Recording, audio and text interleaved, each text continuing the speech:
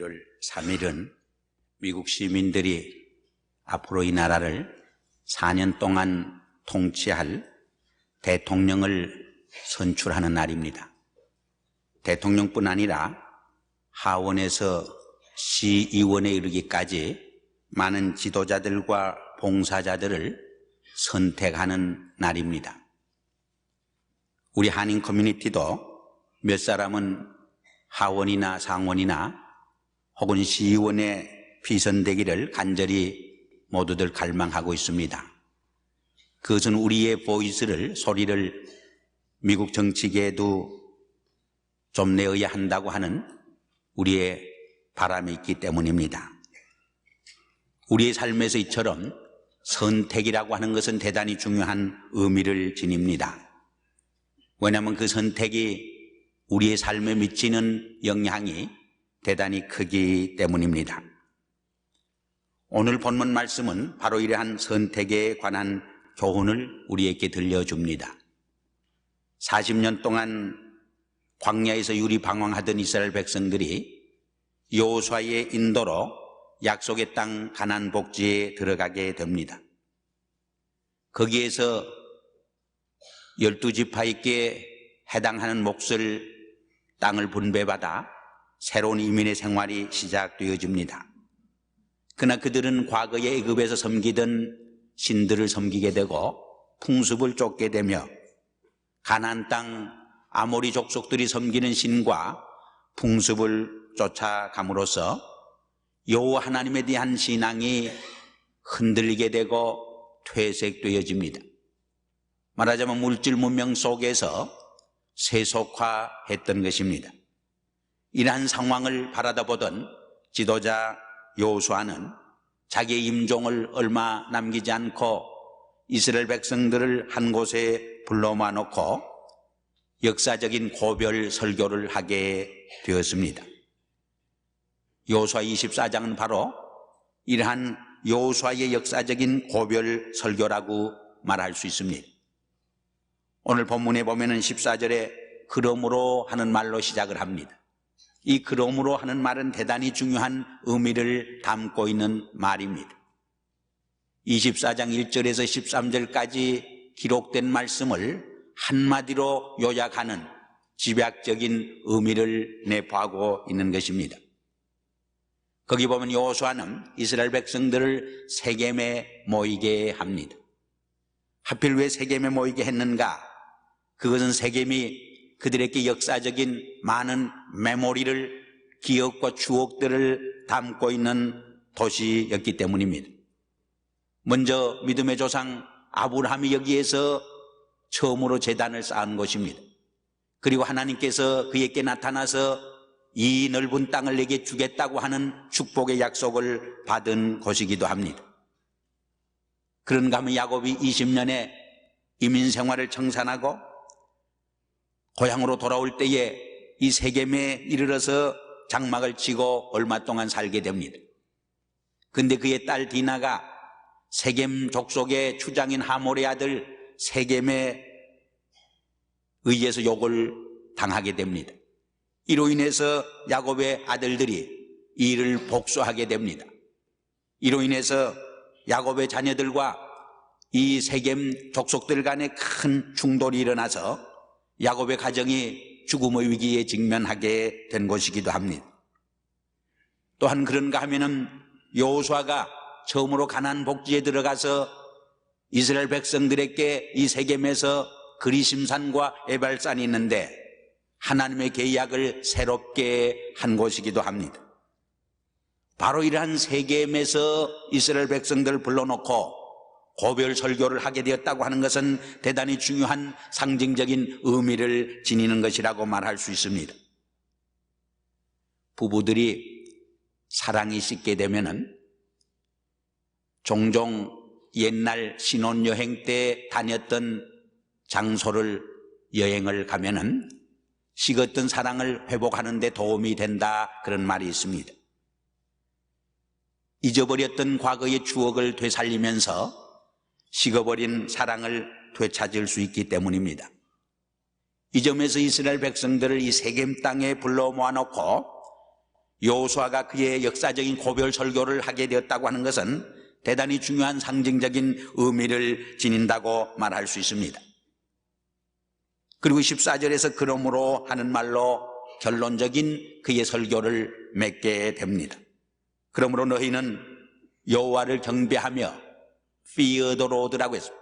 여호와를 두려워하며, 두 번째로 serve him in sincerity and in truth, 신령과 진정으로 그를 섬기며, 세 번째로 put away the gods your forefathers worshipped, 너희 조상들이 섬기던 우상 숭배를 멀리하고 여호와 하나님만을 섬겨야 한다고 외치고 있습니다. 그리고 나서 15절에 보면은 너희가 과거에 섬기던 애굽의 신을 섬기던, 가나안 땅의 아모리 족속들이 섬기는 신을 섬기던, 여호와 하나님을 섬기던 너희 섬길 자를 오늘 택하라, 그렇게 결단을 촉구합니다. 그리고 나와 내 집은 여호와만을 섬기겠다고 그는 선언을 하게 됩니다. 오늘 이 여호수아의 말씀을 통해서 우리는 몇 가지 중요한 신앙적이고도 영적인 교훈을 도전받게 됩니다. 그 하나가 우리 인간은 부단히 선택의 기로에 서게 된다는 사실입니다. 우리의 삶은 선택과 결단으로 점철된 삶이라고 하는 것입니다.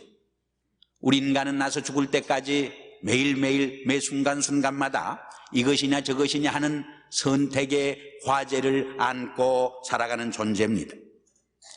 이 선택이 잘 되느냐 잘못되느냐가 우리를 행복하게 하느냐, 우리를 불행케 하느냐, 우리를 성공케 하느냐, 실패케 하느냐를 결정짓는 중요한 열쇠가 되는 것을 우리는 알 수 있습니다. 이 선택은 한 사람의 행복과 불행을 결정하는 열쇠가 될 뿐만 아니라 우리의 가정과 사회와 공동체 전체의 불행과 행복을, 성공과 실패를 결정짓는 중요한 열쇠가 되어지기도 합니다. 우리가 창세기를 읽어보면은 하나님께서 아담 이브를 창조할 때에 기계로 만들지 아니하고 이것이든 저것이든 마음대로 자유스럽게 선택할 수 있는 피조물로 만들어 주셨습니다. 선악과를 따먹을 수도 있고 따먹지 않을 수도 있는 자유의 존재로 만들어 주셨습니다. 그러나 아담 이브는 선악과를 따먹음으로 하나님께서 그들에게 주신 고귀한 자유를 오용했던 것입니다. 그리하여 자기들뿐만 아니라 오고 오는 세대 속에서 온 인류를 죄의 구렁이에 빠뜨리는 비참한 비극을 저질게 된 것입니다. 어떤 분은 왜 하나님께서 선악과를 그래 만들어서 따먹게 했느냐, 그렇게 퀘스천을 던지는 분이 있습니다. 그러나 하나님께서 아담에게 선악과를 따먹을 수 있는 자유의 선택권을 주었다고 하는 것은 얼마나 우리의 가슴을 뛰게 하는 놀라운 하나님의 사랑이요 축복인지 알 수 없습니다. 그러나 그가 잘못 선택함으로 그 결과를 빚어낸 것뿐입니다. 그러나 예수 그리스도는 세상에 오시어서 겟세마네 동산에서 십자가를 앞에 놓고 할 수만 있으면 이 잔이 내게서 지나가게 하시옵소서. 그러나 내 혼대로 마옵시고 아버지의 뜻대로 되어지이다. 아버지 하나님의 뜻을 선택하고 결단함으로, 십자가를 선택하고 결단함으로 온 인류를 죄에서 속량하는 구원의 역사를 우리에게 안겨다 준 것을 우리는 볼 수 있습니다. 그래서 사도 바울은 한 사람 아담의 잘못된 선택 불순종이 온 인류를 죄악 속에 빠뜨렸고, 둘째 아담 예수 그리스도의 순종의 선택과 결단이 온 인류를 죄에서 속량하는 축복을 안겨다 주었다고 우리에게 선언했습니다. 미국의 제16대 대통령이었던 아브라함 링컨은 이런 말을 했습니다. 대부분의 사람들은 자기가 선택하는 것만큼 행복을 얻게 된다. 자기의 선택하는 것에 따라서 행복해지느냐 불행해지느냐가 결정된다고 말했습니다. 사실 아브라함 링컨 자신이 참으로 어려운 가정에서 태어났습니다. 그래서 학교에도 제대로 가지 못했습니다. 고학을 했습니다. 또 시골에서 장사하다가 파산당해서 15년 동안 그 빚을 갚기 위해서 고생하고 인생을 허비했습니다. 하원과 상원에 2번씩 출마했다가 낙선을 했습니다.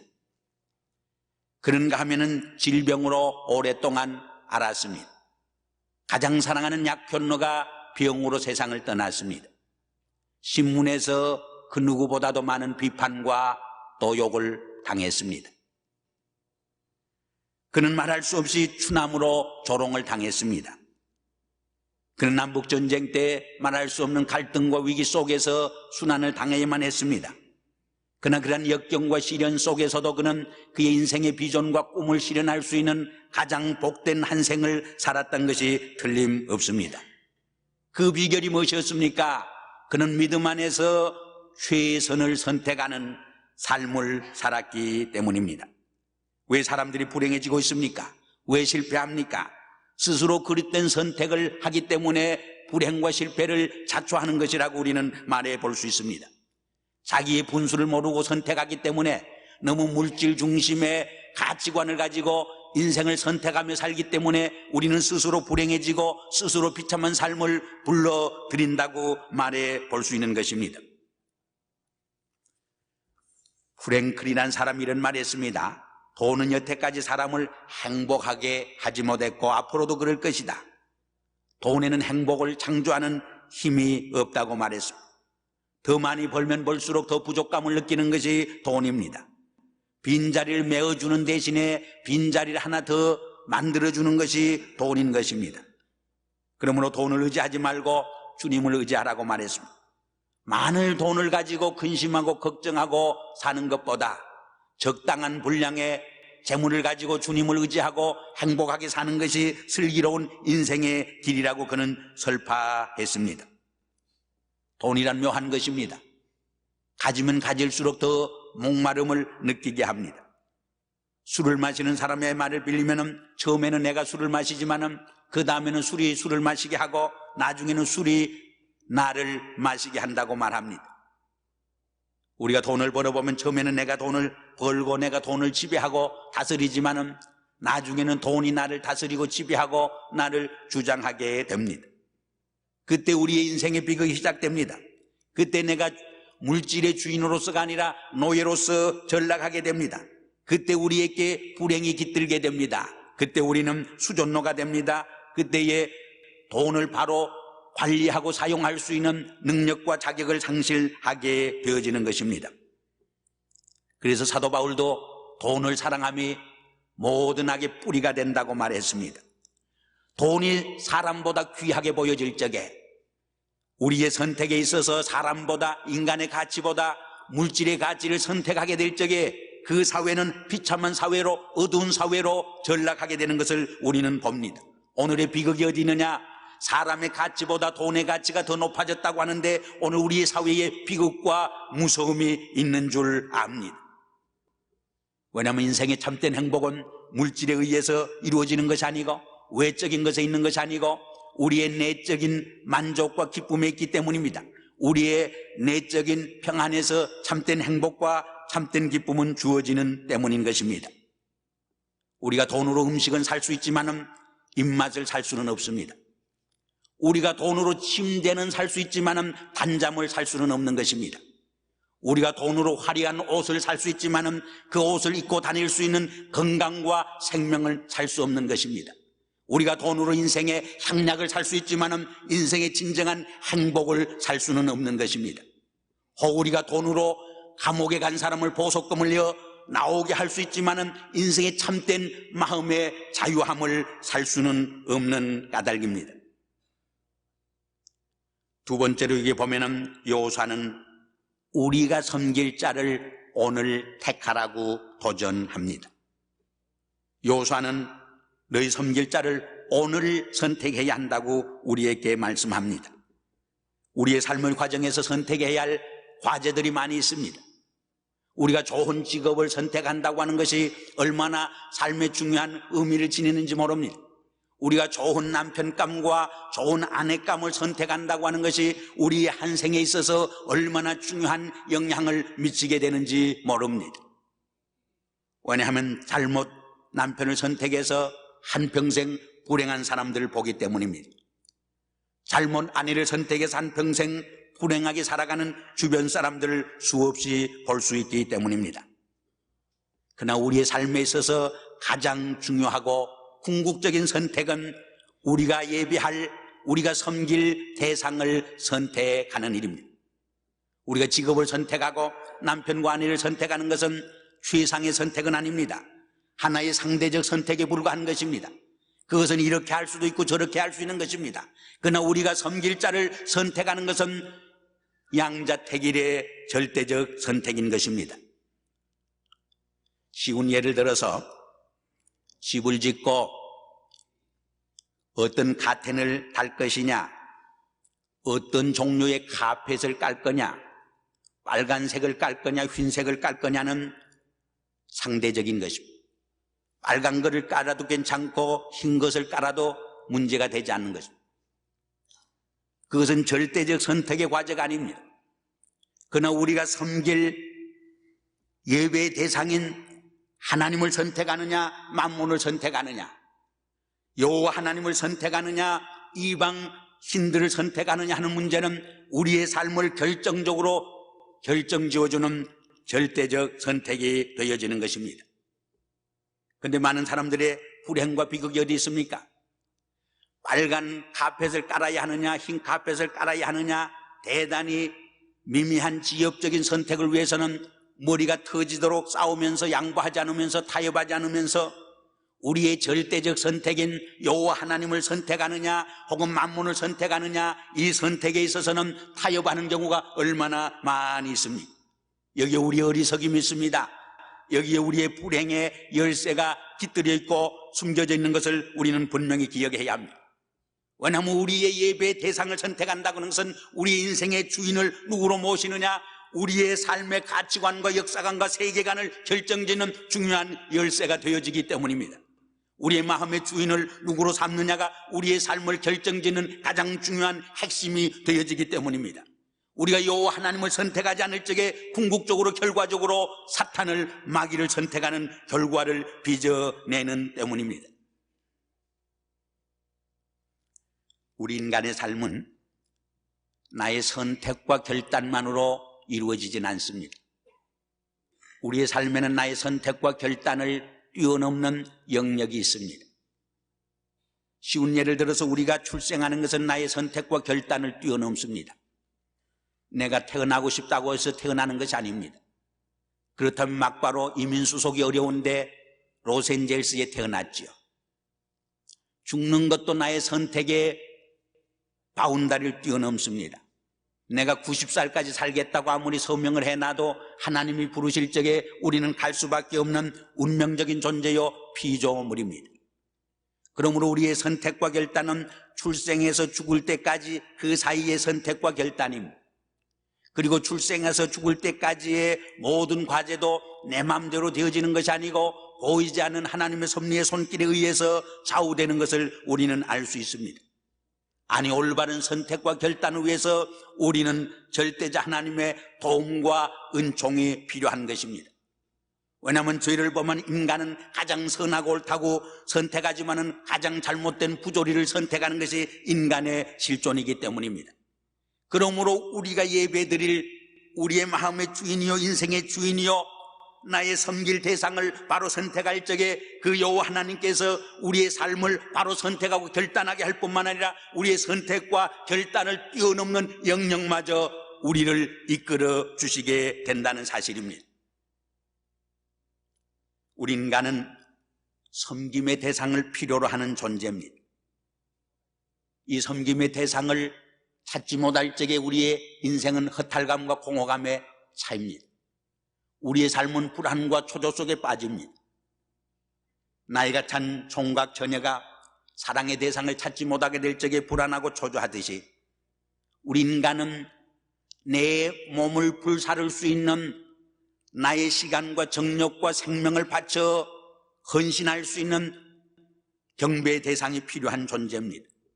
그 존재를 찾을 때에 그 주인을 나의 주인으로 모셔드릴 적에 인생의 행복이 깃들게 되는 것입니다. 그리고 이 섬김의 대상을 선택하는 것은 이것이냐 저것이냐 죽느냐 사느냐의 절대적인 선택을 의미합니다.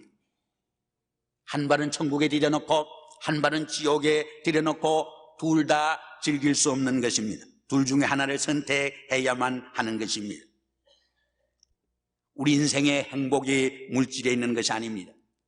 여호와 하나님을 찾고 그를 섬기고 그와의 영적 교제 속에 살아갈 적에 진정한 행복이 있고 기쁨이 있고 인생의 자유함이 있는 것입니다. 그래서 솔로몬은 모든 부귀영화를 누리본 후에 뭐라고 고백했습니까? 인생은 헛되고 헛되고 헛되다고 말했습니다. 어거스틴도 많은 인생의 경험을 통해서 고백한 말이 여호와 하나님의 품에 안길 때까지 나에게 진정한 안식과 평안과 행복이 없었다고 우리에게 말해주고 있습니다. 마지막 16절에 보면 오직 나와 내 집은 여호와만을 섬기겠노라고 말합니다. 여호수아는 선택의 모본을 이스라엘 백성들에게 보여준 것입니다. 훌륭한 지도자는 지휘관은 전쟁에서 뒤에서 명령만 하지 않습니다. 자기가 스스로 앞장서서 지휘하며 솔선수범합니다. 그때의 사병들이 사기 충천해서 전쟁에 맹진하게 되는 것을 볼 수 있습니다. 지도자는 언제나 올바른 선택의 모본을 보여줄 수 있어야 합니다. 부모들은 자녀들에게 올바른 선택의 모본을 보여줄 수 있어야 합니다. 1세들은 우리 2세들에게 올바른 가치관의 선택과 인생관의 선택의 역사관의 선택의 모본을 보여줘야 할 것입니다. 여기에 위대한 인민의 역사를 펼쳐가는 비밀과 열쇠가 담겨져 있는 줄 압니다. 이때 모든 이스라엘 백성들이 여호수아의 선택의 모본을 보고 이방 순상을 버리고 이제 우리도 여호와 하나님만을 섬기겠다고 고백합니다. 이제는 여호와 하나님이 우리의 하나님이라고 신앙 고백을 하고 선택을 하게 되는 것을 볼 수 있습니다. 왜냐하면 그 여호와 하나님께서 애굽에서 종됐던 생활에서 해방시켜 주시고 인도해 주시고 광야 40년 길에서 그들을 능력으로 지켜주시고 그들에게 기적과 이사를 통해서 원수들을 물리쳐 승리의 삶을 안겨주었기 때문이라고 고백합니다. 그래서 성경은 말합니다. 여호와 하나님을 자기 하나님으로 삼는 백성은 복되다고 말합니다. 여호와 하나님을 나의 선한 목자로 삼을 적에 내게 부족함이 없습니다. 그가 나의 영혼을 소생시켜 주십니다. 우리를 푸른 초원과 잔잔한 시냇가로 이끌어 주십니다. 원수의 상 앞에서 상을 베풀어 주십니다. 우리의 인생의 잔이 넘치게 하는 것입니다. 사랑하는 성도 여러분, 여러분들은 이민생활에서 무엇이 여러분의 선택의 기준입니까?